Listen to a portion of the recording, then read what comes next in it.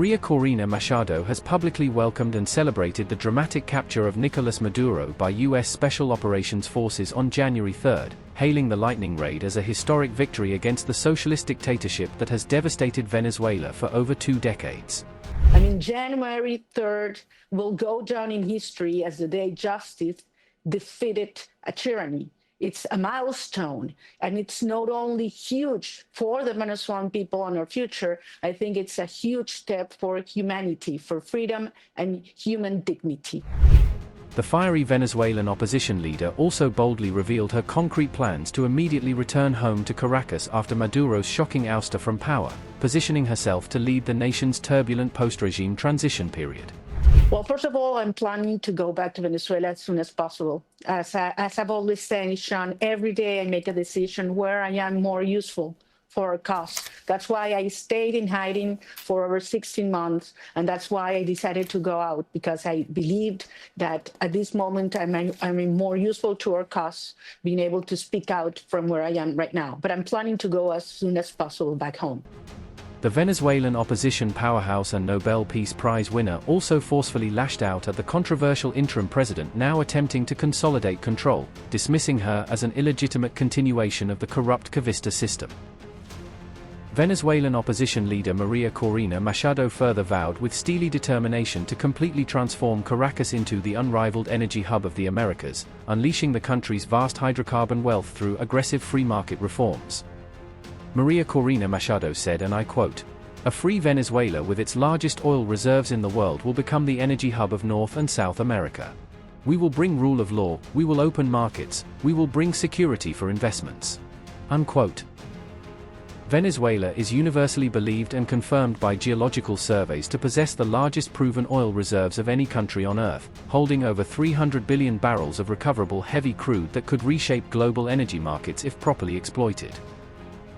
However, President Donald Trump has repeatedly claimed and emphasized that Venezuela's once promising oil industry has devolved into a total bust and catastrophic failure for decades under socialist mismanagement, corruption, and chronic underinvestment. Trump has explicitly vowed through public statements to directly take control of Venezuela's paralyzed and crumbling oil infrastructure nationwide, partnering with America's biggest and most technologically advanced oil firms to dramatically revive production capacity. Many international observers and media outlets have widely dubbed President Trump's decisive Venezuela military intervention as nothing less than America's brazen hostile takeover, specifically targeting and securing Caracas' priceless sovereign oil patrimony for U.S. strategic interests.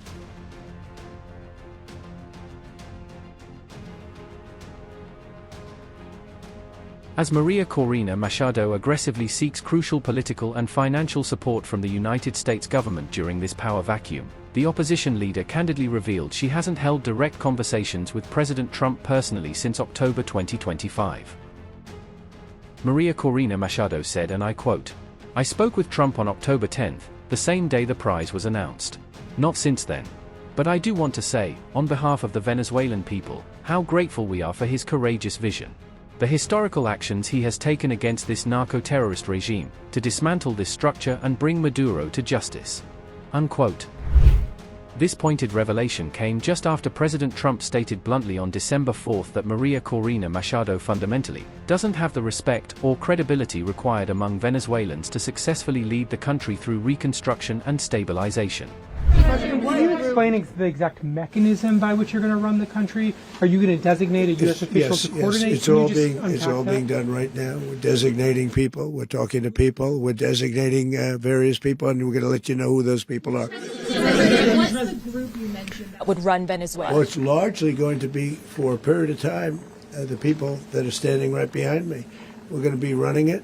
We're going to be bringing it back. It's a dead, I talk about a dead country. Venezuela has a lot of bad people in there, a lot of bad people that shouldn't be leading. We're not going to take a chance that one of those people take over for Maduro. So we're going to have a group of people running it until such time as it can be put back on track, make a lot of money for the people, and give people a great way of life. You said earlier today that you weren't going to back Machado to come back and be the opposition leader in your Fox and Friends interview. And then you also mentioned the vice president of Venezuela. Are you going to work with the vice president of Venezuela, or how do you foresee the relationship going? I understand she was just sworn in, but she was, as you know, picked by Maduro.